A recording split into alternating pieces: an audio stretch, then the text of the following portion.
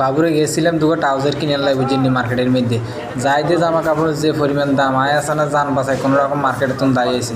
তো আসসালামু আলাইকুম এভরিওয়ান, কী অবস্থা সবার? আশা করি সবাই ভালো আছেন। তো আজকে আমি চলে গেছিলাম রামেজ মার্কেটে। তো রামেজ মার্কেটে যাওয়ার পর আসলে যেগুলো দেখছি আপনাদেরকে আসলে কি বলবো, জামা কাপড়ের যে পরিমাণ দাম কোনো প্রবাসীর দ্বারা সম্ভব না এগুলো কেনাকাটা করা আর কি। তো এগুলা সম্ভবত ওমানিরা ছাড়া বা আরবিয়ানরা ছাড়া বিভিন্ন দেশ থেকে যারা ট্যুরিস্ট হিসেবে আসে তাদের দ্বারাই কেনাকাটা করা সম্ভব একমাত্র।